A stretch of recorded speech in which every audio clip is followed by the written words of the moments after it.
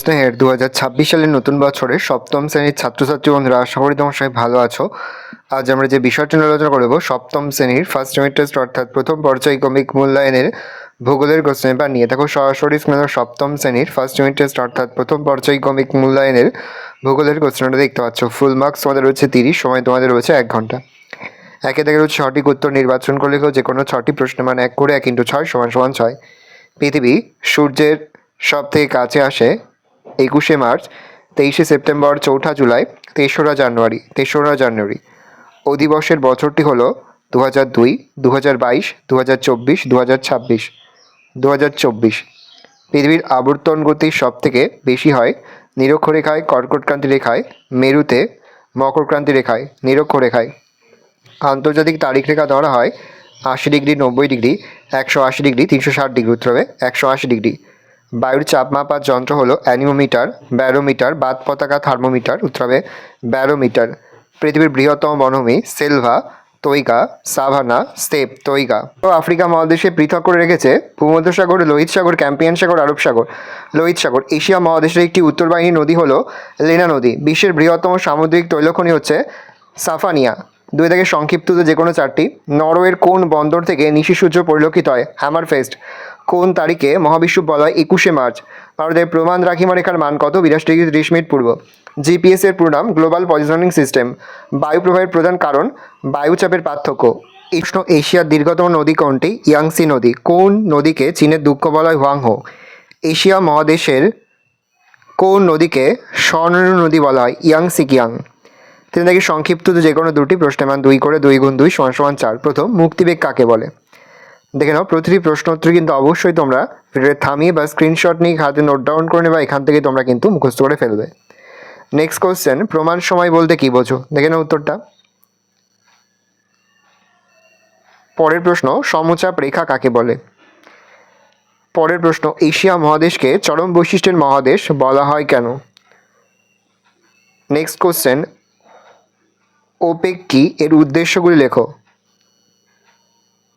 Next 4 দাগে সংক্ষিপ্ত ব্যাখ্যামূলক উত্তর দাও যে কোনো 2টি প্রশ্নের মান 3 করে 3 × 2 = 6।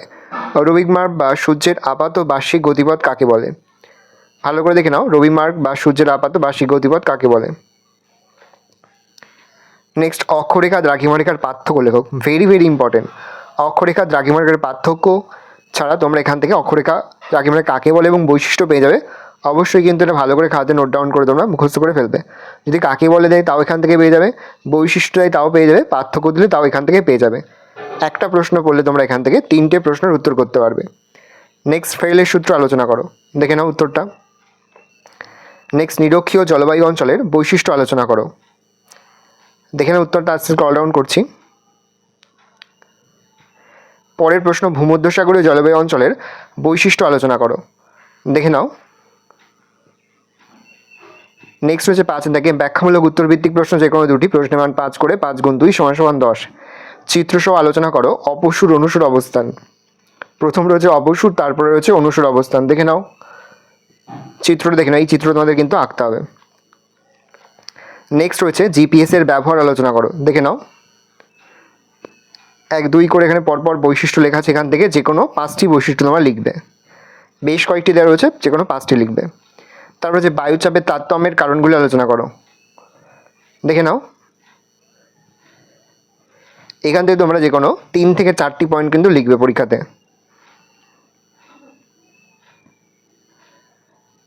তারপরে জাপানে কাঁচামালের অভাব থাকা সত্ত্বেও এখানে শিল্পের উন্নতি ঘটার কারণ কি? দেখে নাও উত্তরটা।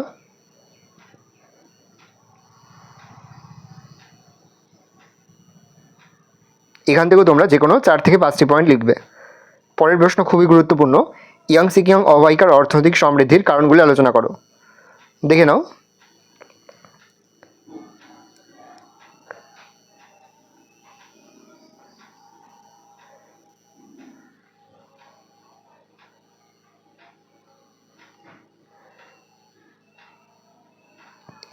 এই রয়েছে টোটাল তোমাদের ফার্স্ট ইউনিট টেস্ট অর্থাৎ প্রথম পর্যায়ক্রমিক মূল্যায়নের ক্লাস 7-এর ভূগোলের প্রশ্নপত্র। ভালো করে প্রশ্নপত্র দেখে নাও। আশা করি ভিডিওটা ভালো লেগেছে। ভিডিওটা ভালো লাগলে ভিডিওকে লাইক করতে হবে, আমার নতুন হও তাহলে সাবস্ক্রাইব প্রেস করে পাশে বেল আইকন প্রেস করে নতুন কোনো ভিডিও আপলোড করি সবার ফার্স্ট নোটিফিকেশন পেয়ে যাও। আর এই ভিডিওটি তোমার বন্ধু বান্ধবী আত্মীয়স্বজন সবার মধ্যে কিন্তু অনেক শেয়ার করে যারা বছর ক্লাস 7-এ পড়ছে। আমরা কিন্তু ইতিমধ্যেই ক্লাস 7-এর প্রতি বিষয়ের সিলেবাস প্রশ্ন এবং নমুনা প্রশ্নপত্র কিন্তু আপলোড করে দেয় এখনও পর্যন্ত। সেই ভিডিওগুলো না দেখে থাকো, ভিডিওগুলো কিন্তু তাড়াতাড়ি দেখে নাও। তাদের সকলকে জানাই আগাম পরীক্ষার অনেক শুভেচ্ছা এবং অভিনন্দন। আশা করি সকলের পরীক্ষায় খুব ভালো হবে। এই ধরনের সাজেস্টিভ ভিডিও পেতে অবশ্যই কিন্তু তোমরা আমাদের চ্যানেলটা সাবস্ক্রাইব করে রাখবে।